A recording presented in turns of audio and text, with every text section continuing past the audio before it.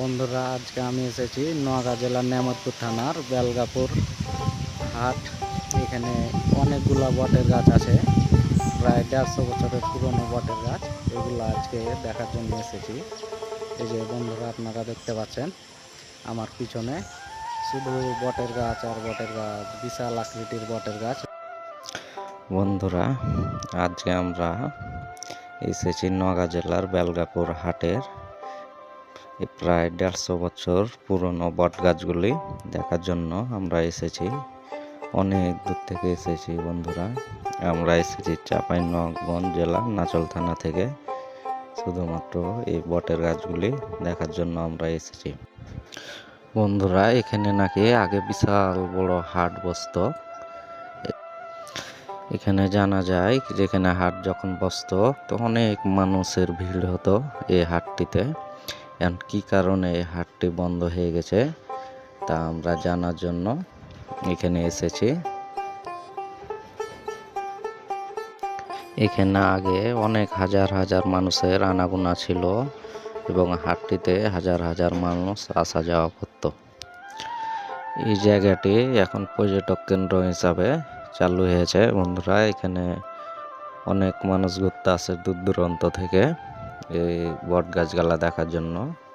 অনেক ভালো লাগছে, আমরাও গেছিলাম, অনেক ভালো লাগছিল। ভিতরে একটা কেমন অনুভূতি কাজ করছিল। এখানে অনেক মানুষ ঘুরতে আসে বিভিন্ন দূর দূরান্ত থেকে। এখানে আপনারাও আসবেন ঘুরতে। এখানে যে দেখতে পাচ্ছেন এগুলো এখন সব পর্যটক কেন্দ্র হিসাবে এগুলো করা হয়েছে। যে পাশে তাকাচ্ছি শুধু খালি বট গাছ আর বট গাছ। এই যে বন্ধুরা, এই ব্রিজটা আছে, এই ব্রিজটা দেখতে পাচ্ছেন, ব্রিজের ও পাশে তাও অনেকগুলা বট গাছ আছে।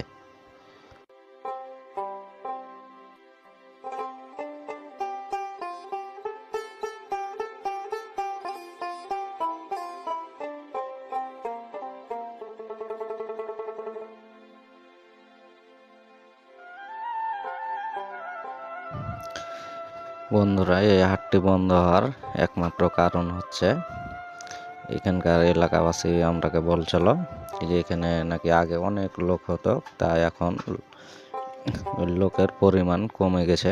বিভিন্ন জায়গাতে হাট হওয়াতে এই হাটে লোক কম হচ্ছে, এই কারণে হাটটি বন্ধ হয়ে গেছে। এই হাটটি বন্ধুরা দেখতে পাচ্ছেন এর সামনে এর পাশে এই হাটটি এখন বসে। আজকে আমরা এসেছিলাম বন্ধুরা এই হাটের দিনে। আজকে হাট ছিল এখানে এসে দেখছি আমরা হাটটা ওই পাশে বসে। এখন এই হাটটা এখন বন্ধ হয়ে গেছে। এটা কোনো সমস্যার কারণে না বন্ধুরা, এটি আগের মতন লোকজন হয় না, এই কারণে হাটটি বন্ধ হয়ে গেছে।